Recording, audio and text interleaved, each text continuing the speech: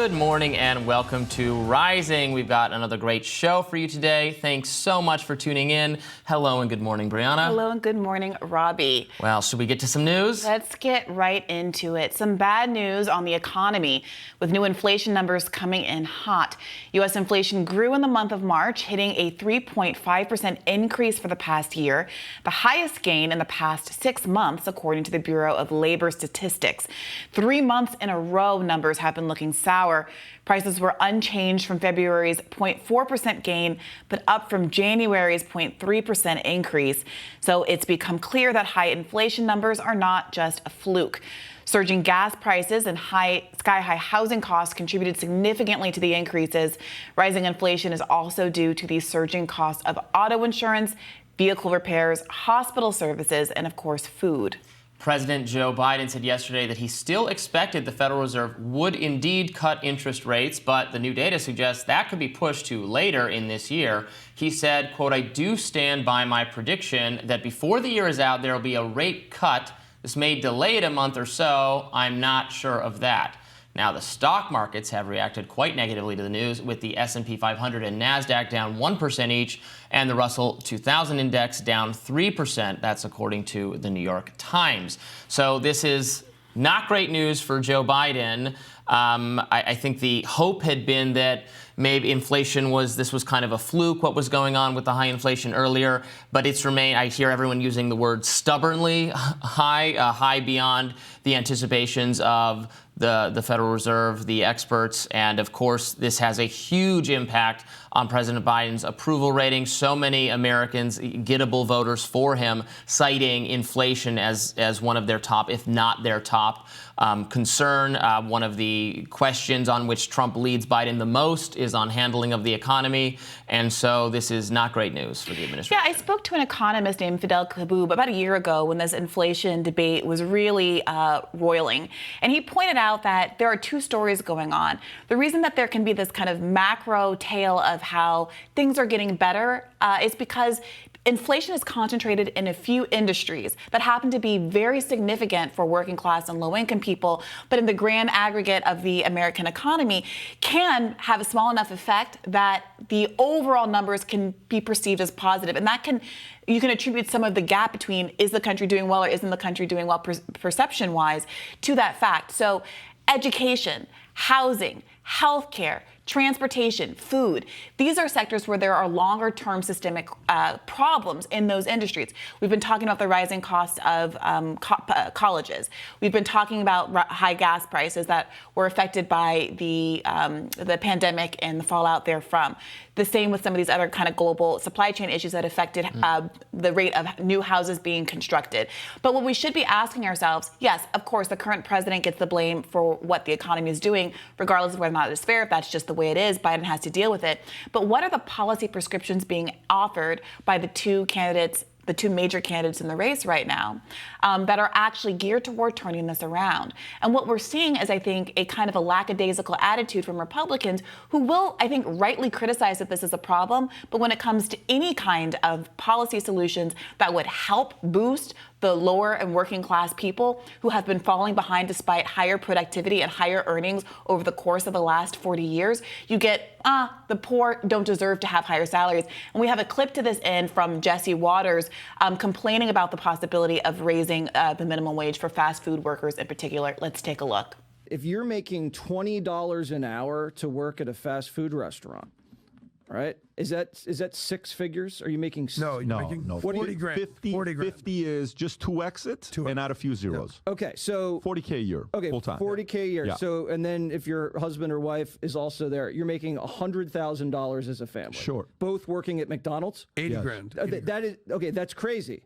That is crazy, because that job really doesn't require much. So it's inflating the entire, labor sector And the Happy Meal. And the Happy Meal. Unhappy, very unhappy. So as out of touch as Biden is, don't you think that also is not a winning message for Republicans? Look, I don't think he came off particularly well there. Obviously, I don't want to disparage fast food workers or fast food. I think there's perfectly fine dignity in doing fast food work, and I think employees at McDonald's or whatever else should advocate for and get whatever wages they deserve or are owed. I totally and utterly oppose the minimum wage, and in fact, that would have, or many economists think, raising the minimum wage would make inflation worse, because if employers have to pay their employees more, then one of the automatic things they do to recoup those lost costs or profits from them is to raise the price of the service that they're offering, right? Yeah, and there was a viral tweet that went around about a week ago where a conservative person had posted higher prices at McDonald's as a consequence of, I think, California raising its minimum wage.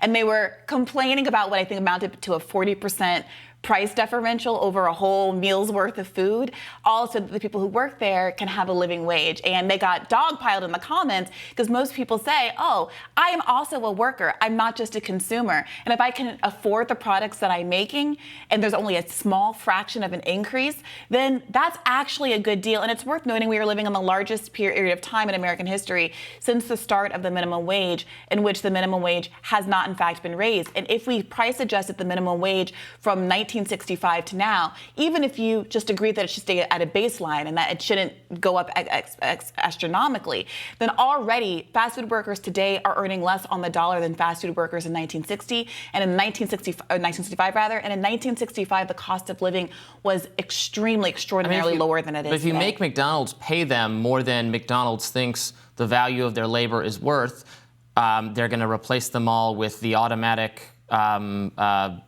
cashier, the machine, the robot anyway. So how will that help them? Is the argument that McDonald's isn't doing that anyway because capitalism tries to chase the lowest labor costs it can no matter what?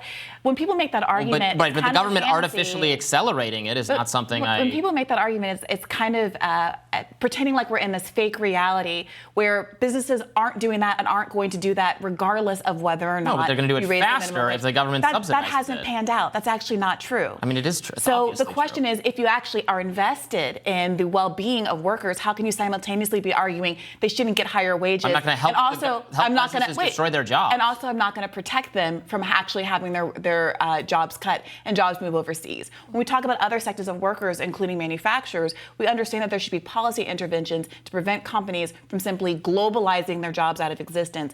And now, the average working class worker in America is not someone who works in a factory. It is someone who works in retail or fast food. And I think we have to have a public consciousness around that if we really are committed to blue-collar workers. These are the blue-collar workers. Well, right, but today. you knocked Republicans for not having a good strategy, and I'm saying they don't subscribe to these policies because they don't think they work. They think. I think that's right. They don't. According to that Jesse Waters clip, he apparently doesn't understand that if you earn $20 an hour, that does not make you someone who makes six figures a year. I mean, that's deeply, embarrassingly out of touch. Not understand that $20 an hour is only $40,000 a year.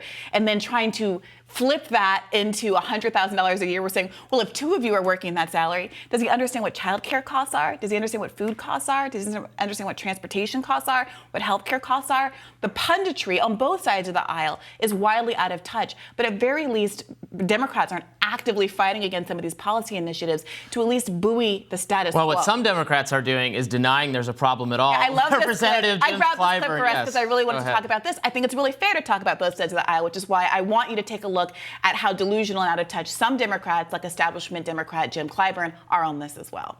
I do believe, just from my own observations, from the conversations I've had with people, there are concerns about things like inflation.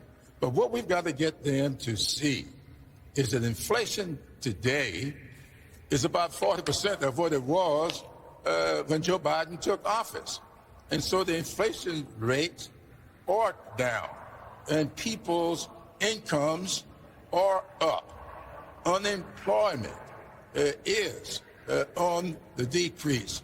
And although we see the prices at the stores costing more money, people are in fact earning greater incomes.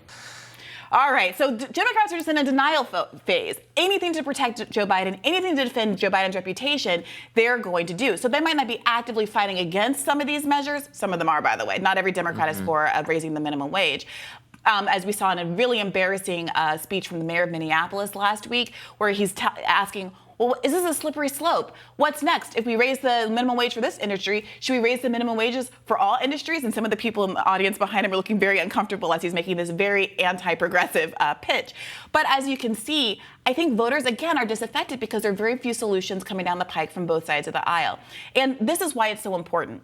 When you look at the share of the American adults who are actually a part of the middle class, 1971 compared to today, or when these numbers were taken in 2021, there were 61% of Americans in 1971 who were middle class.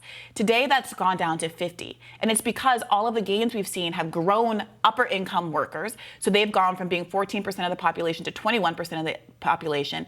And lower income workers, wage growth has been slower at pace than both middle class and upper class voters. So isn't that just saying more of the middle class got into the upper class? No, because what I was just trying to say, Robby, was that the lower income voters have got lower income Americans have gone from 25% to 29%. So what we're seeing is what labor gains exist have been going to the very, very rich, the top 1%, and we're also seeing that coming at the direct expense of the middle class who are increasingly being pushed into the poor. So we have more low-income Americans now than we did back in 1971, despite more productivity.